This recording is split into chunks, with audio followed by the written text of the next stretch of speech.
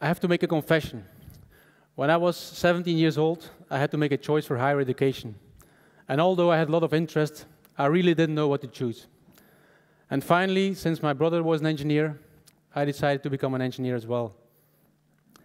And during my studies of engineer, I was able to pass the exams. But if they would have asked me the same questions 1 month later, I might have only known 50%.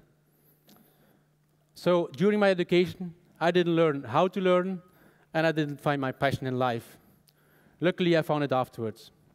The reason I'm telling you this is because many people in this room face the same problem. And many students here, and many more out there, are facing the problem right now. So the purpose of my presentation is to make you aware of the change we need and to spread the word. And the change we need is threefold. Let's start with the first one. Although thousands of teachers are giving the best of themselves every day, still many schools are organized according to the industrial era. A teacher in front of a fixed classroom, bringing over a fixed curriculum to a group of students of the same age at fixed timings. The result quite often is that students get bored and lose their interest in learning. We need to turn schools into lighthouses of education, an inspiring environment where people from different ages learn from each other, which is open 24 hours a day, where there is room for interaction with companies, with startups, where social activities are taking place, and where the student can take his own learning process or her own learning process in hand, be it formal, be it informal, and where the teacher has a different role. He is more a mentor, a guide for the students. Do we need to build new schools for that?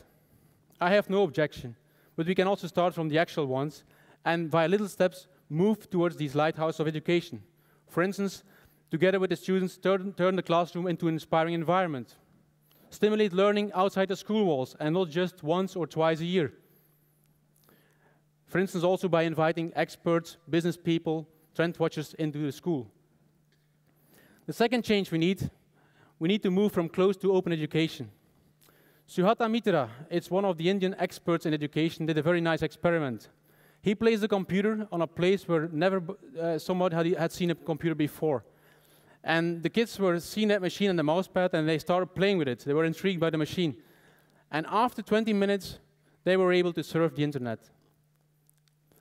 So, in many of our schools, the biggest potential is hardly used. Millions of students are sitting passive in school most part of the day. So we strongly believe in co-creation and collaboration between students and teachers. We have to move from a one-to-many relationship towards a one-to-one relationship between teachers and students. And therefore, for instance, online and distant learning is a possibility, because there, the students are doing the big bunch of the work. And whenever they have a question, they can ask it to the teacher and then have a very intense learning moment. So technology and social media are very important. And technology will not replace the teacher, but a teacher who is not able to integrate technology and social media into the classroom will be replaced in the end. We also need to be open to culture, different cultures. We're often talking about the growing countries and how good they are doing. We have the growing countries in our classroom.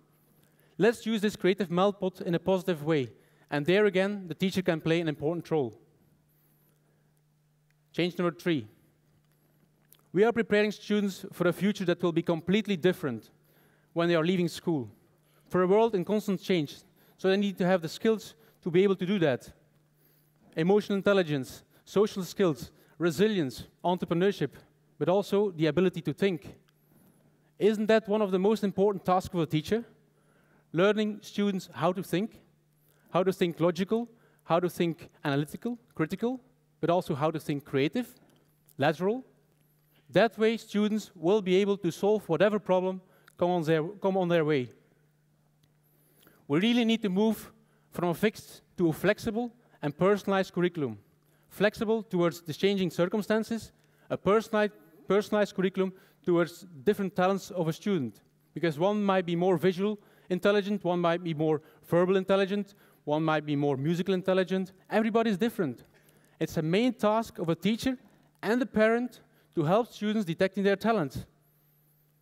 And they can do that not by overloading them with information, knowledge, and activities, but by helping them assessing their talents, by providing them directions to explore, and by listening carefully to their interests.